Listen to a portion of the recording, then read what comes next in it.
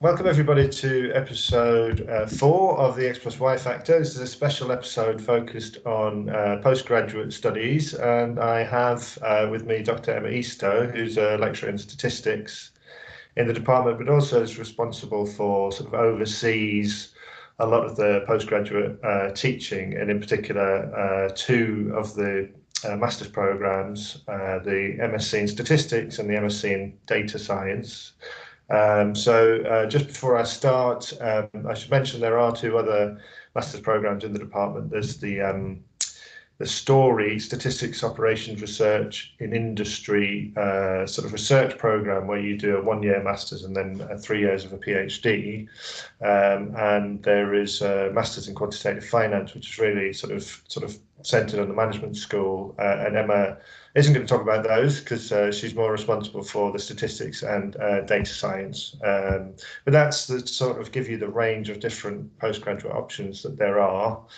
So this episode will be hopefully of interest to people who are interested in studying one of the two programs next year, but might also be of interest to undergraduate applicants or undergraduate students who are thinking about their options in future and would consider maybe doing a mathematics degree, mathematics with statistics degree, and thinking about what you can then do at the end of the degree and where that might take you in the future. So Emma, would you like to just introduce yourself, say how long you've been working in maths and stats, and say a little bit about your research interests and so on? Okay, sure. Thanks, Paul.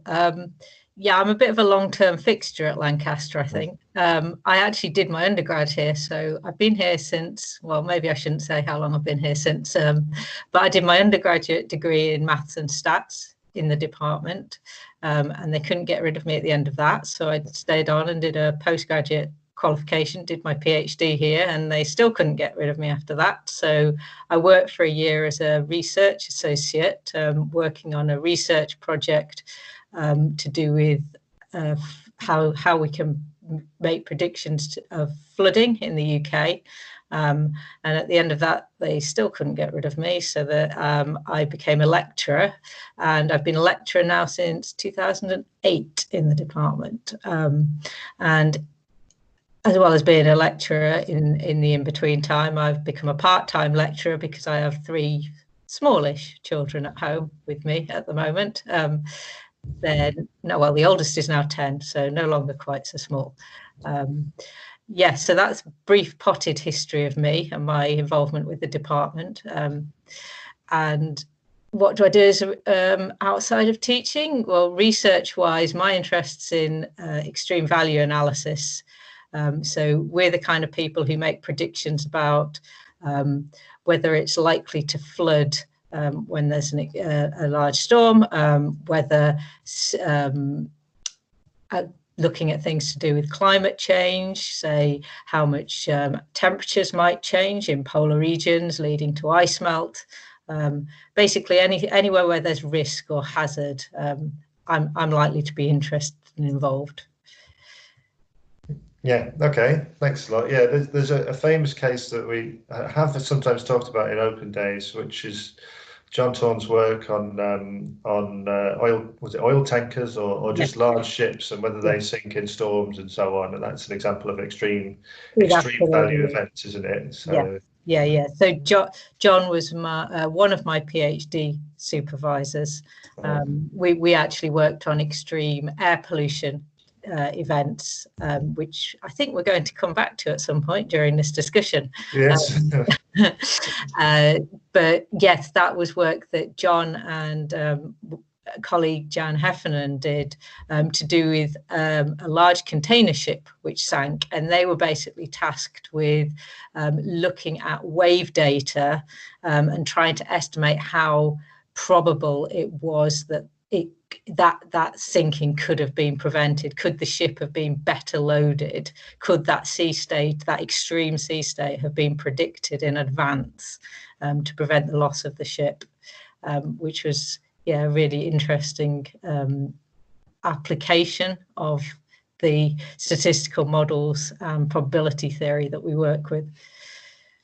So this is a key difference between you're the fourth guest I've had on, and the first one I think who can communicate some of the sort of general ideas of the research, not the methodology so much, but the kind of the output, the outcome of the research, and the kind of conclusions that you make, and that's a big difference between statistics and the pure maths world.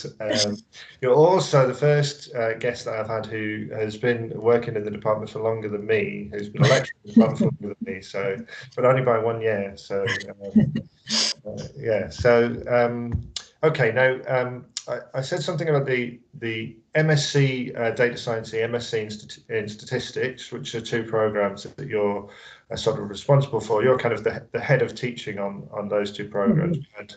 Had Mark, who's the head of undergraduate teaching on in the previous episode, and you're kind of head of the postgraduate teaching side of things. Now, if there's anybody here who's an undergraduate or maybe interested in doing an undergraduate program, they might have seen some mention of the MSci, which is slightly different from an MSc, isn't it? And we offer both options. We have an MSci, which is an integrated 4-year degree where you do 4 years sort of as an undergraduate, but you come out with a master's degree at the end. But the MSc are 1-year degrees, aren't they? And I think that's a sort of general bit of notation that MSc is always a one-year degree, usually goes over the summer at the end. And that's the case for data science and statistics, isn't it? That's absolutely correct. So an MSci, you're essentially carrying on your undergraduate studies for a 4th year, and then you graduate in July of your 4th year with alongside students who have completed a BSc. Whereas with the master's courses, they're completely separate qualifications. So you would need to graduate with your BSc in the July. And at some point during your 3rd year of your undergraduate, you would need to be applying for a place on the MSc course. And as part of that, you'd probably be wanting to have a chat with our admissions tutors, potentially with students who are already on the courses, have a chat with your lecturers who will know a little bit about the modules that you will study on the MSc programs. So you put in an application, hopefully you're made an offer, and you accept the place to come and study. You then graduate with your BSc, and then come the October, you re-enroll, or if you're coming from outside of Lancaster, you enroll here for the first time as a postgraduate student. And then your year of study starts in Welcome Week, beginning of October, end of September. You have 2 terms of taught study. So the Christmas and Lent terms are both chock-block with interesting taught course modules. Typically on both MScs, actually, you have core compulsory modules during the first term, and then optional modules in Lent term, where you can specialize in the areas the topics that are particularly of interest to you. During both terms, there's an element of coursework assessment, and there's varied types of coursework assessment. Some of them are more what you may be familiar with as an undergraduate student, so shorter homework style coursework. Other modules will have longer project elements to them, which is clearly quite an important part of your training in becoming a statistician or a data scientist, because communication is absolutely invaluable. Being able to express yourself, justify your research and your analysis, and explain to people, not just to other statisticians, but to lay people who don't have a technical understanding of what you've been doing, why you've made those choices, and what your results mean. So that's during the first 2 terms. The summer term, we have to mention the dreaded exams word. We do have exam components, not on data science. There's a lot less, fewer of the modules actually have an exam component, but certainly on the MSc Stats, there's quite a lot of exams in the first half of the summer term. But once you got those over with, that's when your dissertation period starts. So this is where things look very different from the undergraduate degree programs. So from about the 1st of June, you will be commencing on a dissertation project, and you work on that right through to the first week in September. So students this year will be submitting their dissertation projects on the, I think it's the 7th of September. It's the first Friday in September anyway. And a dissertation project is basically your chance to utilize all the skills that you've learned throughout the year, as well as acquiring some new ones to work on your independently on a project which is your chance to just take things from scratch and see what you can learn about a data set or learn about a particular statistical methodology.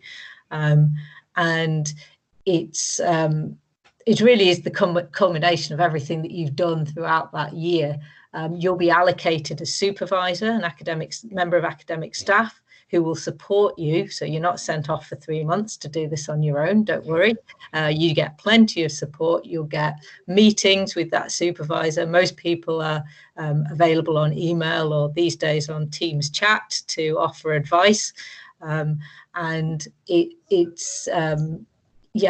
view it as being the best part of the MSc, really. The chance where you get to explore and to problem solve and to really lead the way in your own learning, and that for me is the really best part of the MSc, I think, and that's really what distinguishes it from the MSci year. Well, the MSci, you have a dissertation, but it's sort of alongside the course. It's not the culmination, but it's alongside. So the advantage with the MSci is you finish at the end of June. Sure. But generally speaking, I think that people who really want to specialise in statistics, they would drop out of the MSci and go on to the MSc. I think most students do that. If they're at Lancaster, they would sort of drop out at that stage and go and just do statistics. I think in terms of careers, if you want a career as a statistician or you want a career as a data scientist, if you look at what I would recommend you do is look at some job adverts and look for the qualifications that people are asking for. And quite often they will specify that they would like an MSc in statistics or data science. And so employers are actually looking for that as a qualification. So although you are having, I think financially it costs slightly more to do the MSc as opposed to the MSci, because you've got this full 12-month period. In terms of the longer view, it is by some employers in some sectors, it's definitely viewed as this is the qualification level that they would be looking for, particularly if you have in mind that you'd like to work as a medical statistician or within the pharmaceutical industry. They are typically looking for people with an MSc in statistics. And Lancaster offers a medical statistics pathway as part of our statistics MSc. So that sort of pathways specifically developed to suit people who are heading for that career pathway. So there's a few things to talk about that you mentioned, the pathways. Just before we do that, I think, so roughly how many students are you looking at on the data science and statistics? I mean, it will vary from year to year, but it's a ballpark figure. What are we looking at? So this year we had 71 students on our data science MSc, and we had 39 on our statistics MSc. Those were both quite large numbers. On data science, it varies between high 50s and, we've now reached an upper bound of 70-ish. And on statistics, it's usually around the 25 to low 30s mark. Right. But there's a lot of similar modules, right? So the subjects are related, but there's a big overlap, but there's not quite the same emphasis on the two different master's programs. Yes, exactly. So data science, I think, it covers a much broader spectrum of topics, and people will come out with an awareness of all the different parts of the data science pipeline. So they will come out with an awareness of how you can use computers to create large complex data sets, pulling data from many different sources. You will have an awareness of how you can explore massive, very, very high dimensional data sets, which will have huge numbers, hundreds of variables in them across thousands of different observations. You know, this is something that you really do need computing power to investigate. You will come out with an awareness of statistical modeling tools that could be used to model these data sets, as well as AI type methods, as well as machine learning methods. You will come out with an awareness of how to formulate research questions into a data science framework and how to then interpret your findings in the context of that research question. But most people on the data science degree program decide fairly early on which area of data science they really want to specialize in. So we will have people who are far more interested in the statistical side. We have people who are far more interested in programming or computing side of things. We have people who have a particular application area in mind. So some people who come on that program might come from a management background or an economics background, and they want to take the toolkit that they learn about on the data science MSc and then apply it in those particular areas, rather than necessarily be developing more general methods that could be applied across lots of different applications.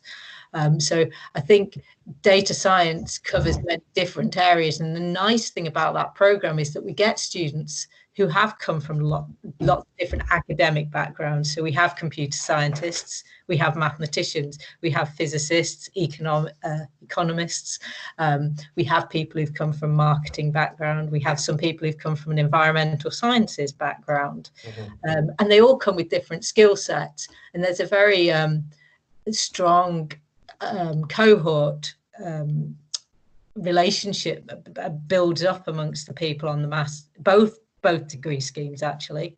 And I think on data science, particularly because people have quite different skill sets as they come in, there's a lot of learning from each other, as well as learning from the lecturers and learning from the teaching sessions, especially in so this degree program, I should have said, is split across different departments. We all contribute different modules to the program, and primarily during term one,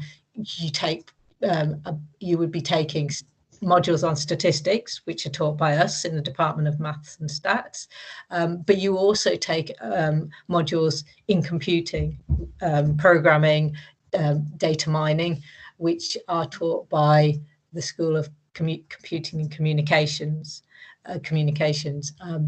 And so some of the students who have maybe stronger programming skills will have weaker background in statistics, and vice versa. And so people can help each other out, and computing modules have a lot of an element of group work to them, and so there students really do get the opportunity to learn how to work as a team, as a cross-disciplinary team as well, and how to make the most of your skills, and combine them with people who have complementary skills, as well as obviously making use of the things that you've all been learning together.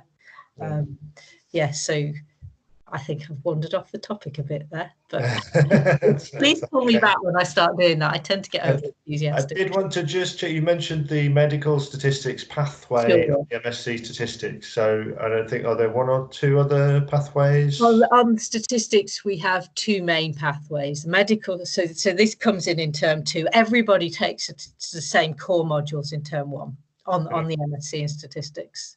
And some of those topics will be familiar to our undergraduate students. So there's inference, likelihood inference, Bayesian inference, and there's generalized linear modeling, which some of you will have come across in your third year, or will be about to come across in your third year. If you're a Lancaster undergraduate. If you're a Lancaster undergraduate. Students from other universities may or may not have come across these. In a sense, it doesn't matter whether you've come across them before or not, because we do take things from a relatively from scratch, just maybe at an accelerated rate compared to how we might do this at an undergrad level. Because we don't like to make the assumption that everybody has done a Lancaster undergraduate degree, because of course they haven't. And so first term, the purpose of the core modules is really to get everybody onto a level playing field, so that by the time we come to the optional modules, which is where the pathways kick in, we can make certain assumptions about everybody's background, and we can then start flying off onto the more interesting, if you like, specialized topics. So for instance, on our medical statistics pathway, you can take options on about clinical trials, and how data from clinical trials can be analyzed and collected. You can take a module on, well, there's two modules on epidemiology, actually. We've got a module which I teach on longitudinal data analysis. So this is when, instead of just taking a collection of individuals from a population and making measurements on each of them, you might follow individuals over time. And then how do you model data which have been collected in that way? So that's our we also have a survival analysis module, which to do with modeling data where you might not necessarily, so for instance, if you're modeling somebody's lifetime after receiving a particular treatment, you may not see the end point of their life. They might survive beyond, hopefully they survive beyond the end of the study. So how can you make predictions about the effectiveness of the treatment when you don't actually know how long many of the participants in the study have actually survived for? Right. So that's our medical pathway, and many of the students who take that pathway will then go on to do a dissertation in a similar area, in some area of medical or pharmaceutical statistics, because they know very early on that that is the career pathway for them. A lot of them then go on to work either with a pharmaceutical company or with what are known as CROs, so contract research organizations, who are people who do data analysis for the pharmaceutical companies who are running the big clinical trials. They will then contract out to smaller companies who have the specialist skills in data analysis, the results from those, and they ask them to analyze the results from the clinical trials. And a lot of our students go on to work for companies like that. If you're not interested in medical statistics, we have a whole bunch of other optional modules spanning different areas. Some of them are environmental, some of them are more just general statistical methodology. And then, of course, we also have dissertations. So I will typically run dissertations that are in areas of interest to me, which tend to be environmental or extreme value analysis. And we have other members of staff who do similar. This year, not surprisingly, we're running an awful lot of dissertations on the topic of epidemiology and disease modelling, which may or may not be directly related to the current pandemic.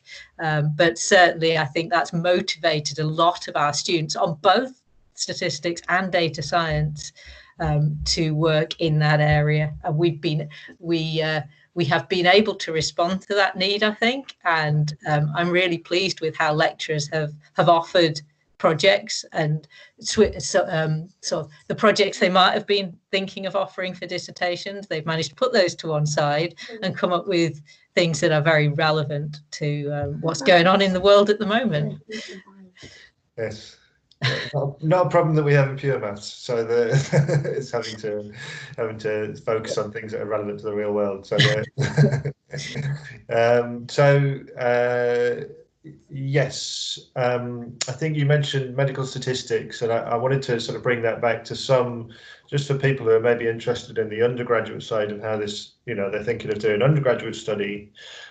So the medical statistics for people who are on the undergraduate program, you can sort of begin that as an undergraduate student, can't you? There's a third year module on medical statistics, which is a kind of a taster, I think, of the sort of thing that you might have in the MSc in statistics.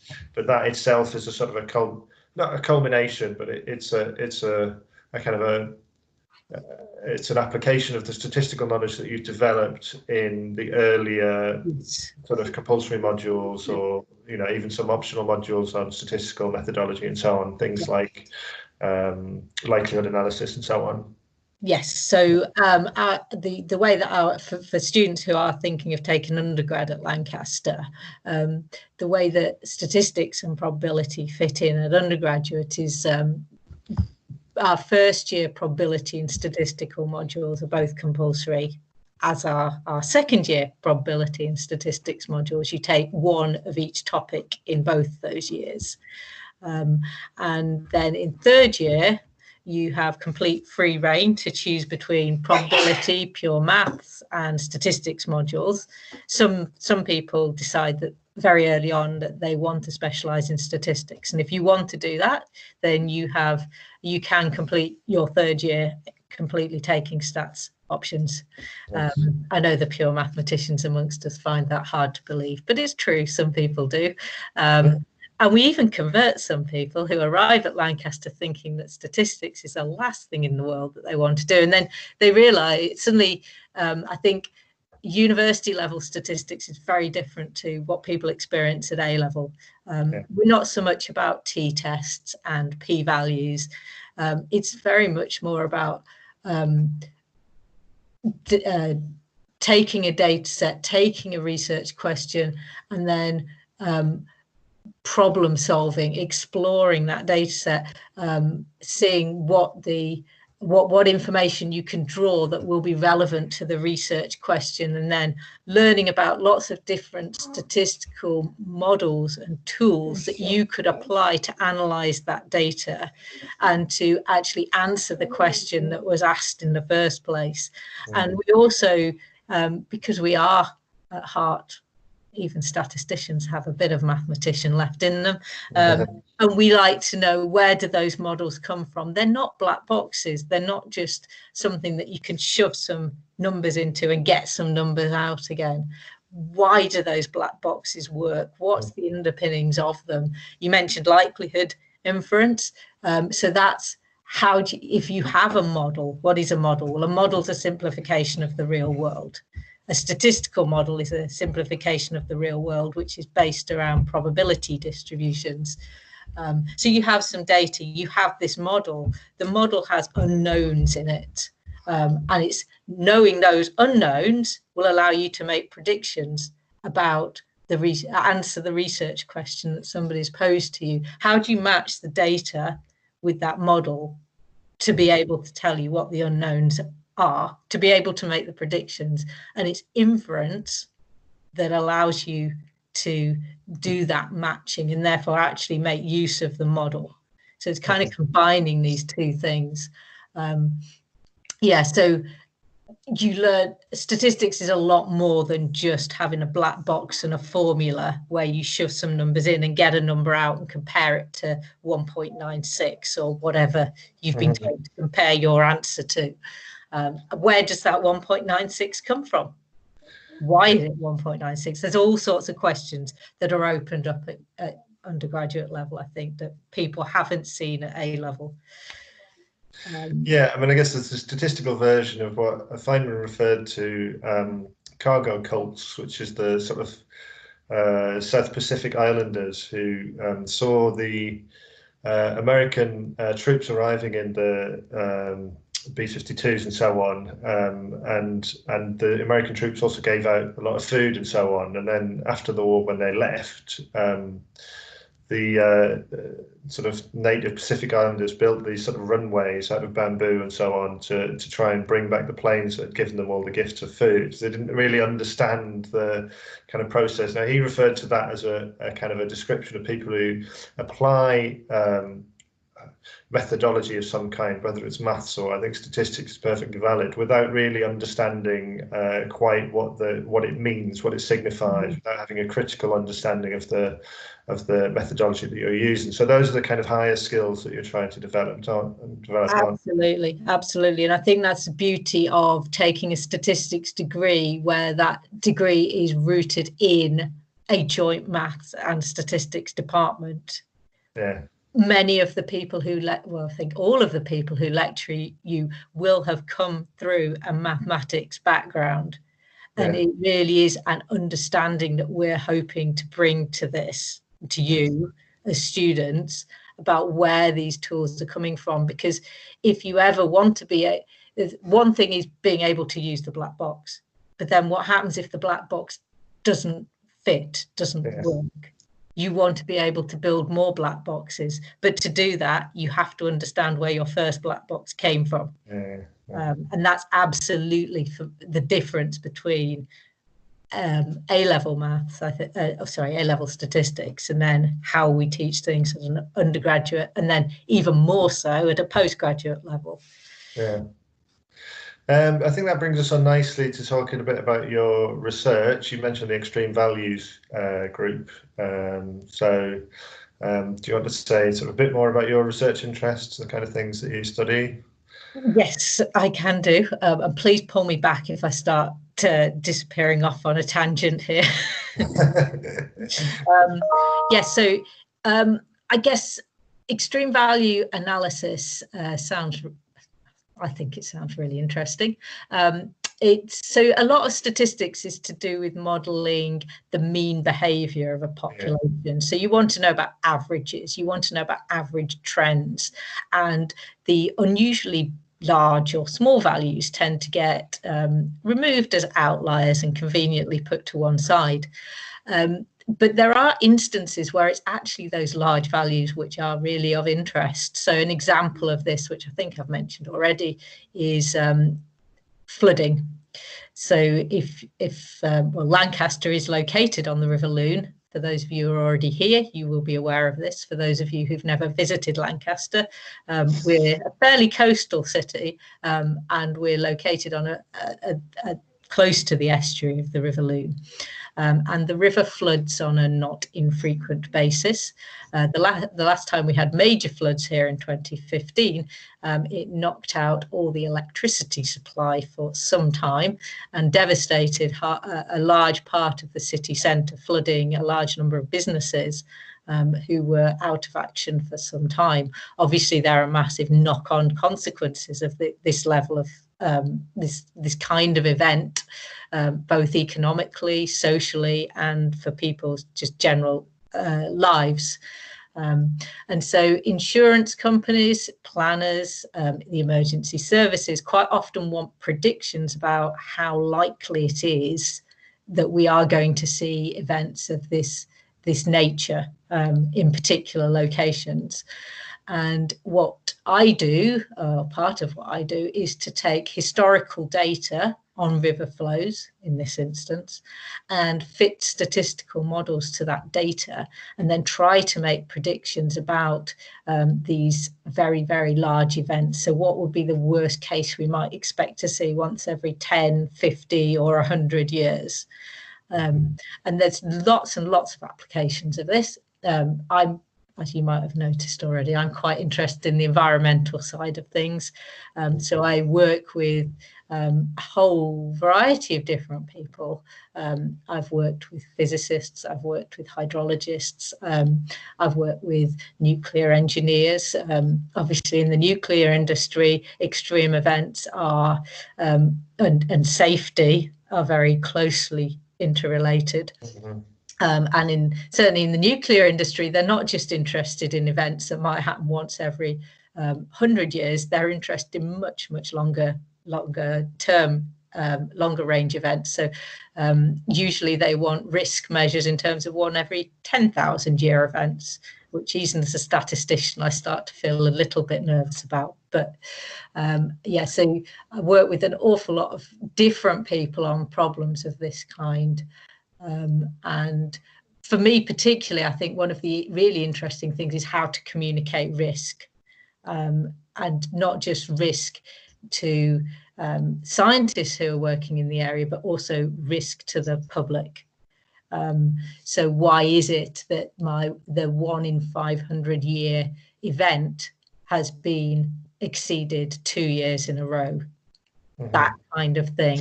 So it's all about communicating the risk and what does a probability mean, and understanding long-term behavior and how that relates, how we can relate that to events that happen actually in a particular year, and also bringing into that climate change and the fact that we're living in a changing environment, and then how can we predict risk when what's happened historically might not be particularly representative of what's going to happen in the next century.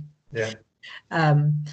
And I think this brings me perhaps onto a recent project that I've been involved with as part of the, so at Lancaster, we have developed across the university quite a strong network of researchers in all sorts of areas, from statistics, computer science, environmental science, sociology, who are all interested in data science. And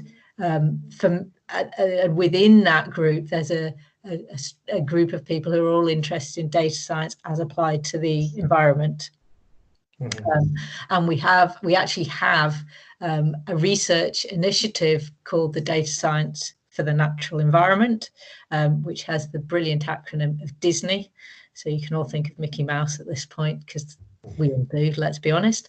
And we have recently or a group of us from Disney have all been working on some data analysis to do with air pollution following or the effects of the COVID lockdown on air pollution levels in the UK.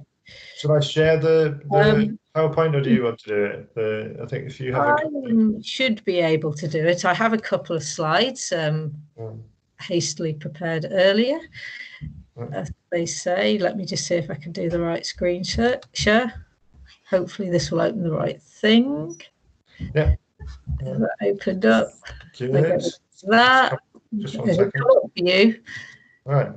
No, I've got completely the wrong thing there. Sorry. You don't want a literature search. Let me get rid of that. Browse. Sorry, this is. Didn't even know I had a literature search around. Yes. I've got the right thing now. This should tell me if that has now appeared. Yes, so this was a project led by Paul Young, actually, in the Lancaster Environment Centre. And he wanted to basically make the most of all the different data science skill sets that we have at Lancaster to analyse UK air pollution data before and during the lockdown period, to see what we could learn about the effects of lockdown on air pollution levels. Now, within the UK, a lot of air pollution is generated through traffic. So obviously with lockdown, there's been a massive reduction in the amount of transport, not just private cars, but public transport as well. And certainly where I live, we can see the M6 motorway, one of the main roads from the centre of England up to Scotland, and that's been pretty empty since lockdown kicked in. So this gathered a bunch of people who all work in different areas of data science, trying to see whether we could find any evidence for in the actual data, the measurements of air pollutants, for an impact from lockdown. And the really interesting thing about this was that we were submitting this to the Royal Chemistry Society. They'd put out a call for people to investigate this area, and we had, I think it was 2 weeks to put the evidence together Might have even been less than 2 weeks. So this was very maybe atypical for a lot of university academic work, but we had a very tight interval to put this together, and we came up with a final 5-page report to submit to them.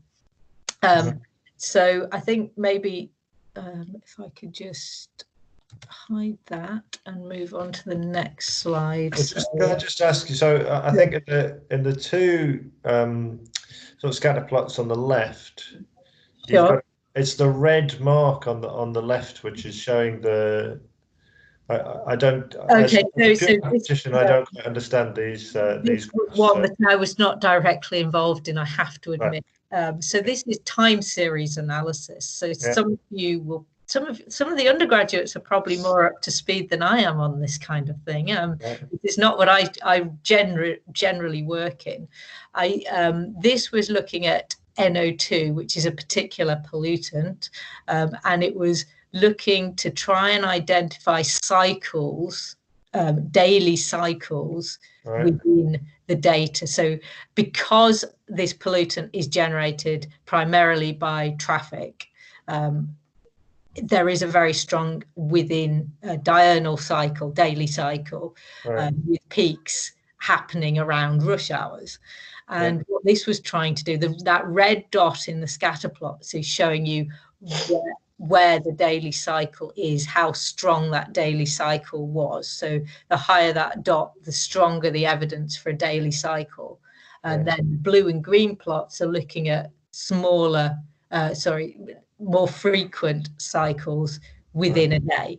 And so what you can see is that red dot in the right-hand plot, which shows you the data after lockdown, has come down considerably. There is still a daily cycle, but it's a lot less marked than it was pre-lockdown. And the decibels, is that a logarithmic scale or? That is a very good question. I'm afraid I would need to go back to the person who created it. Okay, the red dot may not be quite visible. On the left, it's sort of near 70, and on 70, and on the right, it's. Does that help? On the left hand, and on the right, it's sort of right, 50. Disappeared down here. So that's evidence for expect quite a significant drop in the NO2 pollution after the lockdown. That's what it's certainly in the daily cycle. So I think the fun thing about this was because we were bringing in people who each have different skill sets in data science, was that they were taking more or less the same data but analyzing it from very different perspectives. So in this case, the person who analyzed it was looking at the daily cycle of the data. Now if I can just, sorry, I'm not very used to using this particular software.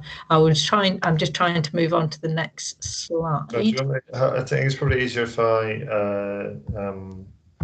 maybe easier if you do it.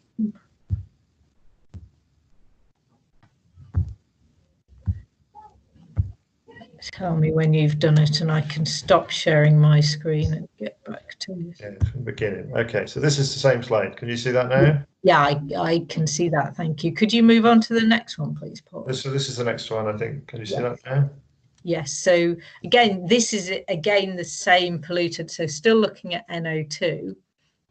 But the idea here was to look at trends in now we're not looking at daily cycles, but we're looking at how the level of NO2 changes from day to day.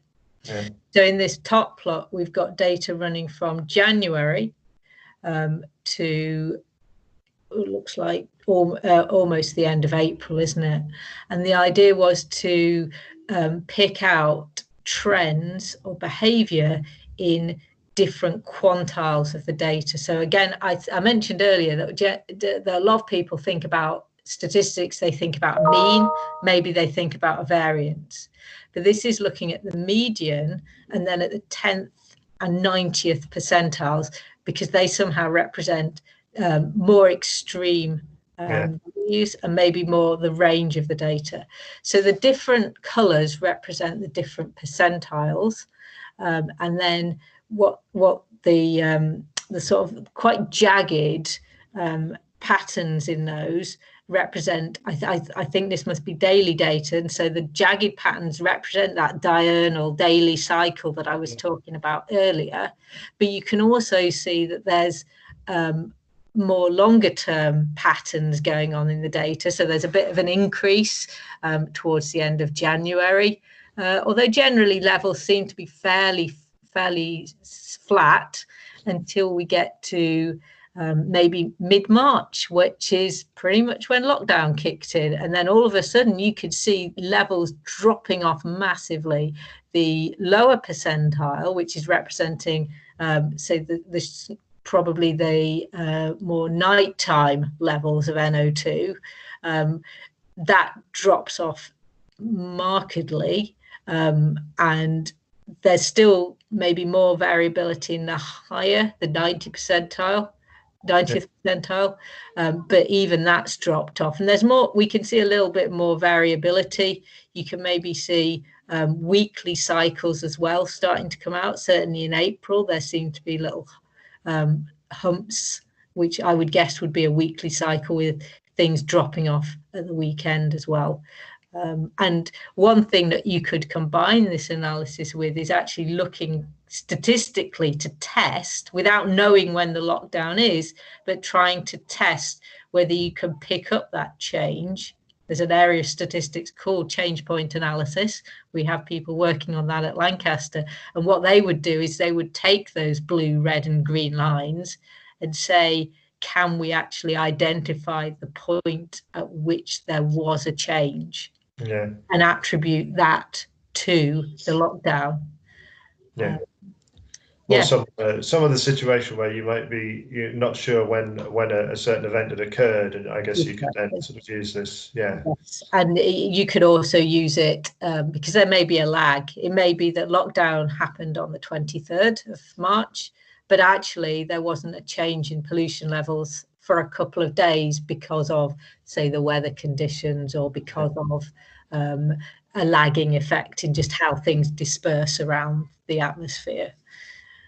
Okay, so shall I move on to the next next one? I think it's this is the one you were involved. This is one that I could talk hopefully a little more coherently about. So this was work done by my PhD student. So she didn't study her undergrad at Lancaster, but she did study in nearby city, and she has an undergraduate in mathematics and statistics. She's now doing a PhD with myself as one of her supervisors, but this is a project that sits between the Department of Mathematics and Statistics and the Environment Centre. So she also has two supervisors who are both atmospheric chemists, and her job or her project is all around data science to do with air pollution levels, and how we can look at how we can best model extreme air pollution episodes in the UK. And the relevance of that, particularly for things like ozone, is that the very extreme levels of air pollution are the ones that have the most impact on health and on deterioration of building materials, for example. So they're the ones that really we need to be concerned about. And what we're doing with this project is to try and look at whether the magnitude of these events is increasing over time, or whether and looking at the variability over space of the magnitude of events, and also looking at the frequencies of extreme episodes. So are they becoming more or less frequent over time, and is there spatial variability in their frequencies of occurrence?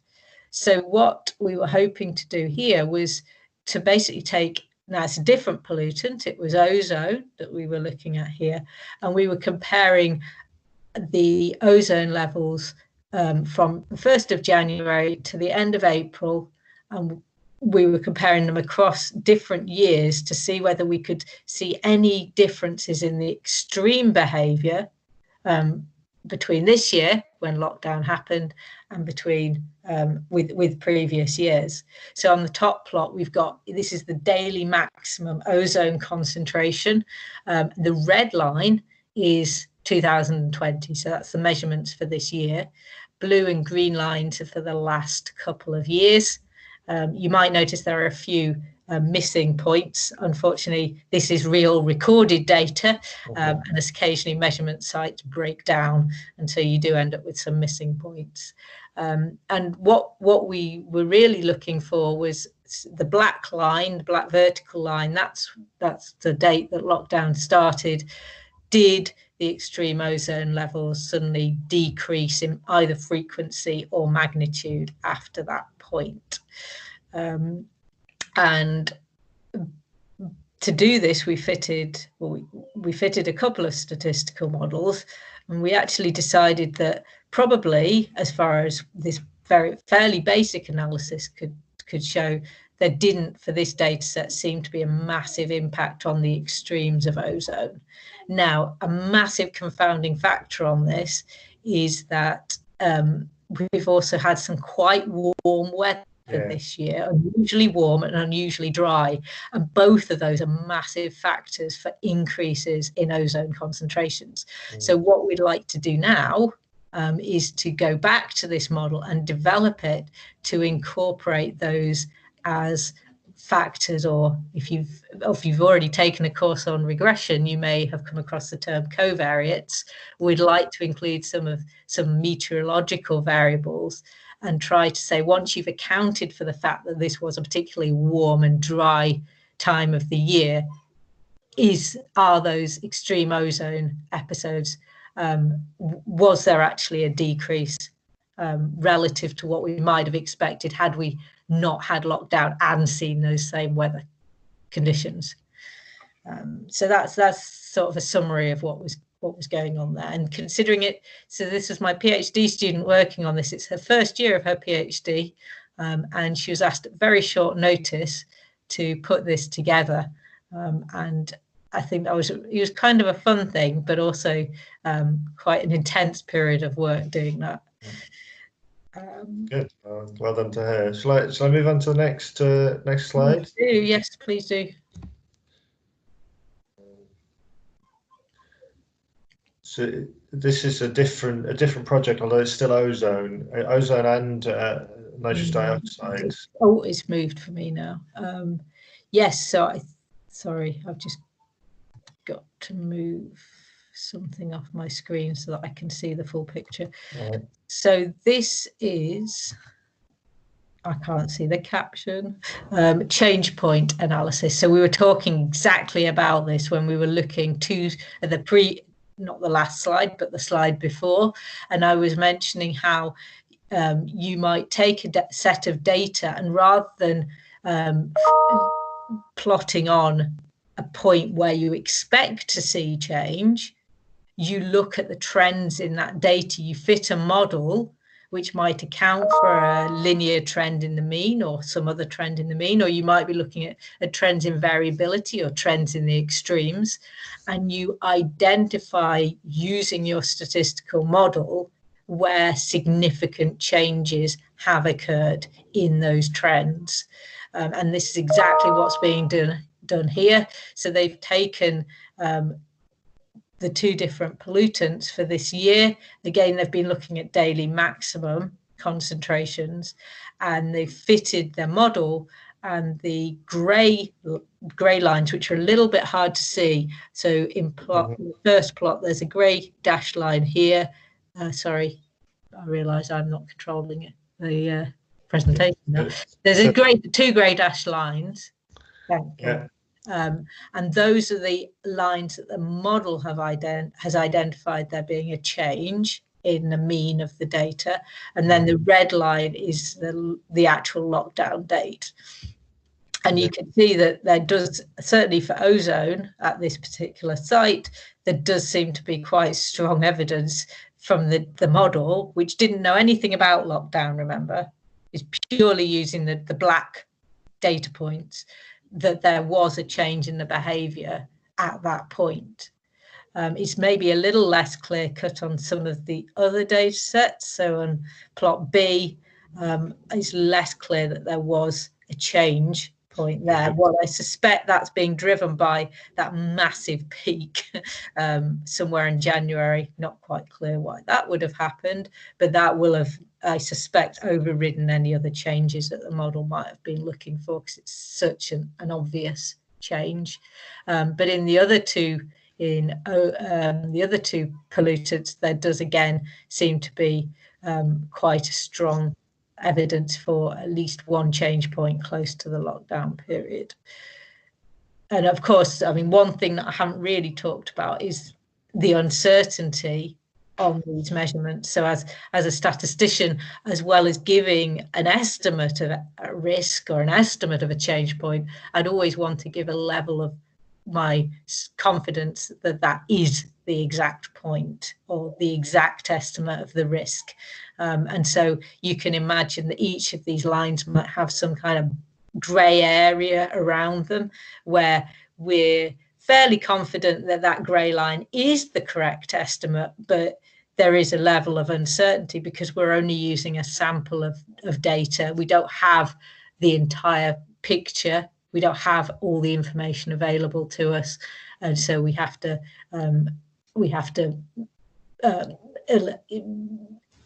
communicate that through these uncertainty bounds. Yeah, I mean, it sort of looks to me like the nitrous dioxide is falling at the change point, but the ozone seems to be increasing. So I don't know whether there's some chemistry. I'm fairly sure ozone is a real nightmare to analyze. It's not a pollutant it's what's called a secondary pollutant. So it's formed in the atmosphere. Go on. So yeah, so just to recall, it's obviously very important in the upper atmosphere, but quite bad for us at ground level. But it's secondary pollutants. So it's produced not directly by cars, etc., but it comes about by some sort of complex sort of chain of reactions, I suppose. But, yeah. And the reason that the NO2 and ozone are both being analysed here is that NO2 is one of the primary pollutants. So that is a pollutant that's released by car emissions and vehicle emissions. And that is one of the primary precursors, which is involved in this chain of reactions to form ozone. Now, those reactions are driven primarily by sunlight. Right. So the fact that lockdown happened as the days were getting longer and as we moved into this period of unusually warm and sunny weather for the UK may be a confounding factor. So we can't actually tease apart without knowing more information, without including more information about what the climate and the weather was at that time. We can't tease apart what was due to lockdown and what's due to the unusually summery weather conditions. I mean, we got very lucky with the weather during the lockdown, it has to be said, doesn't it? So, yeah. Okay, I think this is the final sort of figure. This is PM 2.5 concentrations. This is I think that comes from car exhaust, does it? It does. So PM stands for particulate matter. So these are tiny, tiny little particles. The 2.5 refers to the, I think, micrometers. And so these are any particles in the air that have a diameter less than 2.5 micrometers. So very, very small. You can't see them, but they are released when you combust you combust a fossil fuel. There's incomplete combustion, and there's an element of solid particles still left in the emissions. So a major contributor historically to particulate matter was coal burning. Since the Clean Air Act of many, many years ago, certainly in London, particulate matter levels dropped considerably. And so there is still an issue around particulate matter because we obviously still combust fossil fuels whenever we switch the engine of a vehicle on. So this is now a spatial analysis. So taking data or everything we've looked at so far has looked at data over time, but only at a single location. Whereas here, they were the researchers who produced this plot were looking at measurements that were taken over space. And so they were looking at measurements over the whole of London. So there's lots of different locations where air pollution is measured. They were taking those point locations, then fitting a model which allows you not just to describe what's going on at each of those points, but also to interpolate between the locations. So you get this really nice smooth plot of what's going on over the whole of your region, not just at the points where you have measurements. And so what they were trying to do was to fit that spatial model over time as well, so that you could look for changes in the levels of PM 2.5 from pre-lockdown and then all the way through from across as we went through lockdown and moved on. And what you could see is that there's some spatial variability. So there are clearly hotspots where potentially those are where there's industry with smoke coming out of factories or power stations, potentially. I don't know, because I wasn't actually involved directly in this. But then you see that certainly towards the end of this period, there seems to be generally a lot lower levels across the whole of the spatial region. And again, there's no uncertainty on this. So these are purely maps. And what we'd like to do is to know how confident we are that these maps do represent what's really going on. So you can imagine, again, two surfaces bounding each of these maps. And these bounding surfaces might also vary over space. And in particular, what you get really interesting uncertainty quantification for spatial data, because you have greater confidence in your predictions for locations which are close to the actual measurement sites. And then for locations which are maybe a long way from any measurement site, you've got a lot more uncertainty because you're having to extrapolate your information a lot more than you are for when you're actually close to where the data were collected. So yeah, it's really, I think this is, for me, this was a really satisfying and interesting project to even play a small part in. I should say that I did play a small part in this. Paul was the main coordinator, but there were a lot of other people, both lecturers and PhD students and researchers who were involved in pulling together all the hard work to create this plot. So yeah, I'm not going to attempt to name them all because I'll leave somebody off, and that would not be so good. But yeah, it was a definitely collective effort on that. Okay, well, thanks for that. I think you need to share your video again so that you can... All right, I apologise. I do realise I disappeared off. Okay, thank you. Right, I mean, I think that sort of, it's not exactly the sort of thing that you do in the MSc Data Science, is it? But you're developing the techniques that would allow you to sort of absolutely, and certainly, for example, that spatial plot, you will... we do have courses on spatial statistics, and if you don't manage to take a course on spatial statistics, we usually have several dissertations running in that area each year.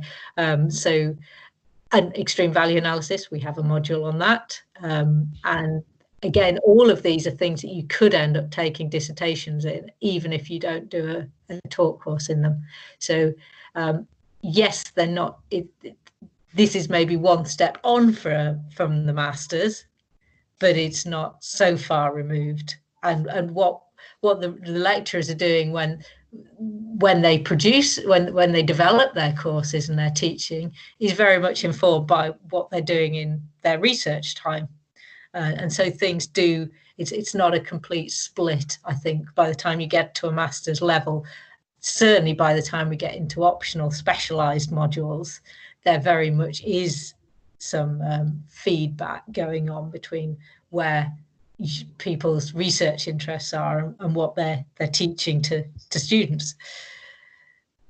I wanted to just sort of finish off by asking a little bit about the teaching plans for the MSc for next year.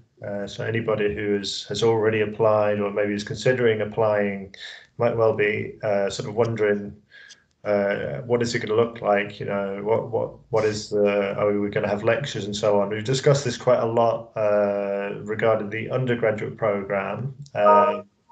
So I guess it's probably over to you to sort of say roughly what your plans are, whether you know or whether you're just making sort of kind of provision for a range of different scenarios. Yeah. I think we're at the moment, and I fully understand why people want to know this. At the moment, we're very much in the discussion stage of, let's think of all the possible scenarios that could happen. We could be teaching people in a fully remote setting. We could have some form of blended learning where students are mostly learning remotely and we're mostly teaching remotely, but some activities can take place in lecture spaces.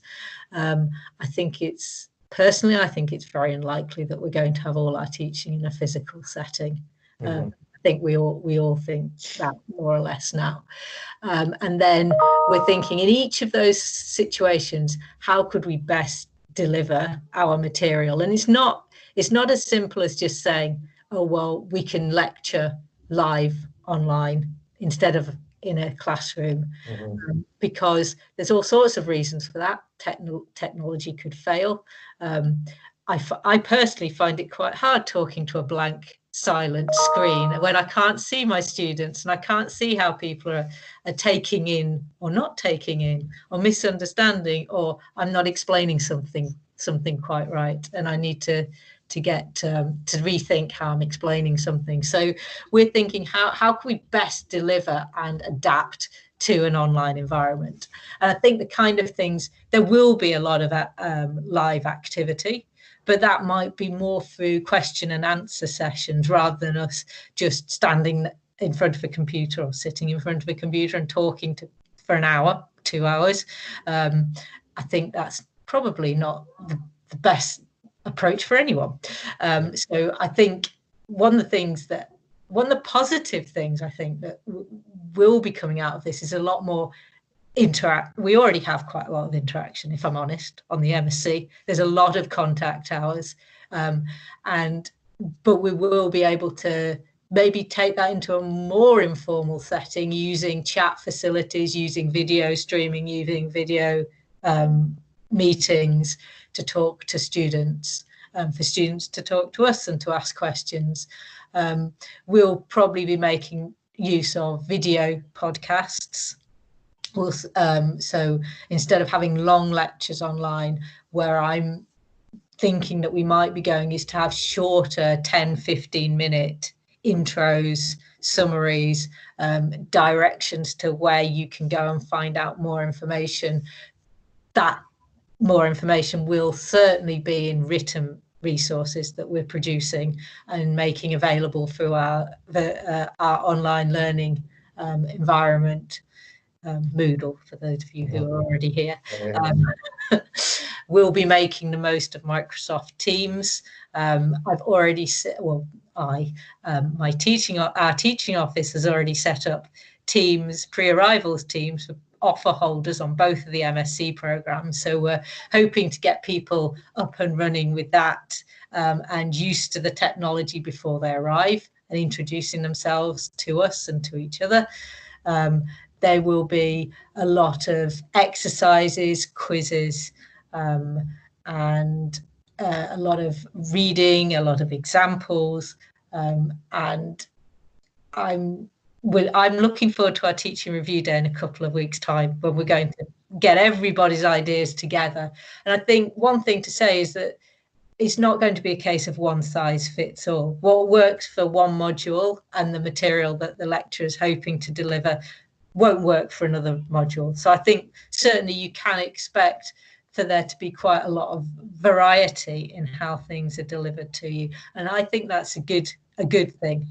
And I think there's also going to be a lot more opportunity for discussion than maybe we normally would have, or maybe we would normally expect on a maths stats degree program. And again, I think that can only be a good thing. So yeah, interesting times, uncertain times for sure, but I think potentially exciting as well as we move into a new way of learning and teaching. Yeah, I think this is something that's sort of come out. Obviously, the uncertainty isn't great, but I think quite a lot of people are now beginning to sort of quite grapple with this with some energy about how to think about or how to create an environment where students are encouraged to have opportunities to interact with each other and to interact with teaching staff in ways that maybe weren't possible before. And it's sort of, sometimes it's good to sort of break things up, isn't it? So, there will be some good come out of it, although, obviously not the wider situation, but there will be some good come out of this sort of need to move over to absolutely. Sort of, online forms of teaching. It might just take us a little while to find the methods that work best and the ways that are kind of, the best practice will be shared in due course. We'll find that some things are required in order to freshen things up every now and then, or in order to keep students engaged, or maybe to deal with students who are in different scenarios, different circumstances. Some of them won't be able to physically come onto campus next year. So, we're trying to think about the best kind of sort of program of events that sort of is obviously going to have to be different to the type of teaching that we had in the past, but it's also created this sort of similar opportunities that we had for kind of deepening their knowledge of the subject and so on. So yeah, so it's quite similar what you're saying on the postgraduate program to the kind of things we're hearing about the undergraduate side of things. Although, yeah.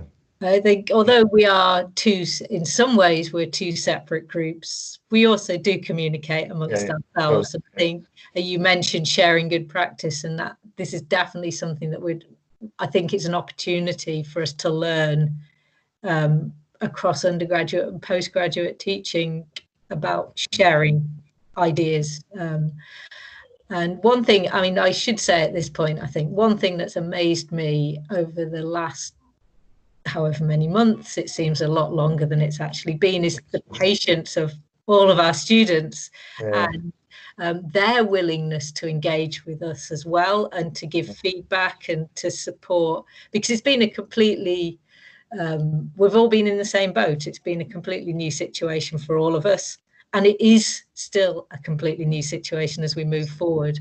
And I think breaking down barriers and as lecturers, we're very willing to take on board ideas and thoughts from students. And I personally definitely encourage students to give feedback on things. And that can help us, as well as us talking amongst ourselves as lecturers, to share practice. But that it's an evolutionary process. I think we will hopefully get it right, but we might not get it right first time. And it is that if things are going wrong, we won't know necessarily unless people tell us, and it's a communication thing. So we also need to think about the feedback mechanisms and trying to put those in place, and how we get information back as quickly as possible. Absolutely. I think that's going to be very, very key for us as we move into this new year, especially as the way in which we're delivering might even change within the year. Yes. And I think we all have to be very flexible and adaptable, and willing to make those changes and working together as a team, as a department team to deliver that.